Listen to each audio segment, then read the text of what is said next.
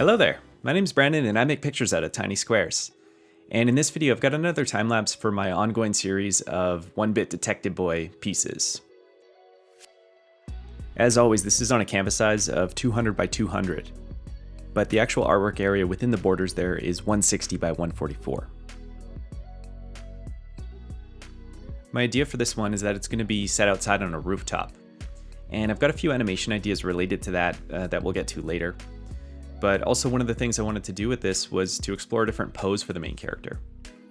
The scene is going to end up as kind of that typical like boss encounter situation that I normally do for this series. And I thought it might actually add more tension to this one if he were already in somewhat of a rough state rather than just standing there. So I'm trying to rearrange the sprite work here to figure out a pose where he's just kind of crouched down, kneeling on the ground for support, something like that. The most important things that I found that provided readability for this pose were that angled supporting arm and then the bend on the front leg.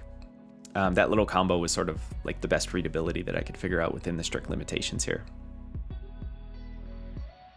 I feel I should mention too, I just sort of jumped into this one without much of a plan in place. Certainly quite a bit less than I normally plan out for a piece. I knew that I wanted to do the rooftop thing, and I knew that I wanted him to be a little beat up, but beyond that I was just trying to find the rest as I went along. Because this character is a cyborg though, what would be cool is if the scenario were that he's encountered a villain that's able to hack into electronics. So maybe they've caused the damage that way. As well as just doing whatever it is hackers do.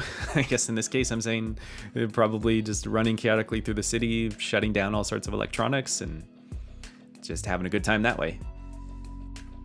To that end, I can't really think of a better way to present this radical character than by having them assume control of a hover car to use as their own personal surfboard. So that's kind of what's going on here. And to tie that idea together a bit, I've also given him this small radio type thing that he's carrying. Kind of imagine that to be like his control device for this sort of stuff. I'm filling out the rest of the setting with the idea that it's a communications building, which seems like it'd be, I guess, a likely target for this villain character. So I'm building a small radio tower here and some other details to fill it out. One of my favorite things with these low-res 1-bit pieces is just the way that these smaller technical looking details come out. With this fidelity, there's a lot of room for interpretation on what it is you're looking at exactly. And I kind of like that. So I had fun decorating this stuff up with just a few different textures and shapes.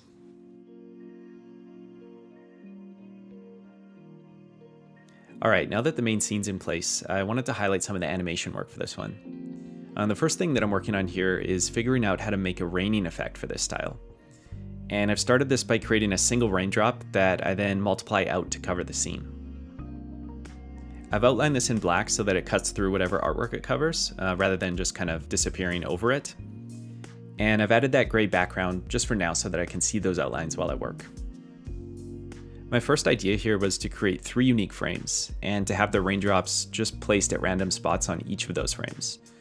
The idea being when the animation plays in a loop, it'll just kind of scatter around those different points, and hopefully look like this organic kind of rain.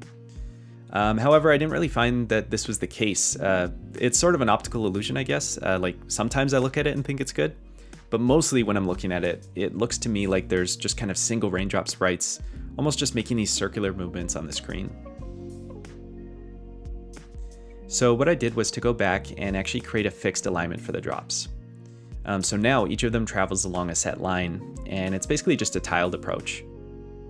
The downside to this is that it definitely looks a lot more mechanical and perfect, but it's an efficient way to piece it together, and there's at least some logic behind the actual motion here. To finish off this effect, I've created this little series of splash frames for when the raindrops hit a surface. I've grouped them together, so I would just replicate the group to a different location to add splash points for different raindrops across the piece. Because the rain is only on a 3-frame pattern, I only chose certain times for the splash to occur, just so it felt a bit more randomized than the drops themselves. And on most of these splashes, I've also deleted the portion of raindrop that would have been continuing on underneath, just so it makes sense that it would have got interrupted at that point.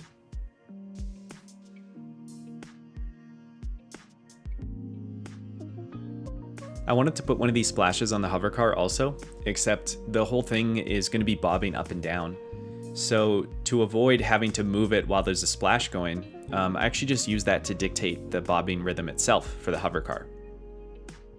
Since the splash sprites require 3 frames, I just had the car bob every 3 frames as well. That way the car doesn't have to change position while there's an active splash at play. The other major bit of animation in this piece was for this little scanner drone that I'm going to have pop up into frame. It's going to have a bright spotlight that searches around, and I wanted to try this effect where the spotlight will kind of pass over an object, and because it's this bright cone, we'll kind of see the silhouette of things that are being lit from behind by that. So this was really just like a frame by frame approach of layering in different cone shapes for the spotlight, and then tracing out the silhouettes that fall within that area. Alright, so with that, let's go ahead and take a look at the final artwork for this rainy rooftop encounter. Here we go.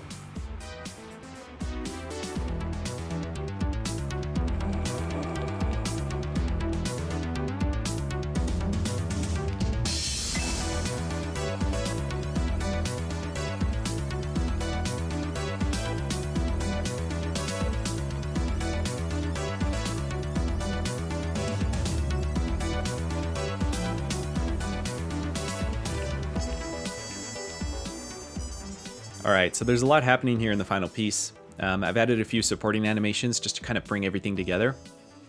I also touched up the rain by misaligning the drops a bit more. Before, it was really easy to see where the repeat point was from that kind of tiled approach while they were in motion. But I feel like by giving that pattern a slight bump, it obscures that just a touch more. Overall though, this was a fun one for exploring a few new effects like this in the 1-bit style. So I hope you enjoyed watching me test some of that out. And we'll of course finish out with some CRT time because these ones usually turn out really nice on there. So thank you for watching, and take care and keep it square.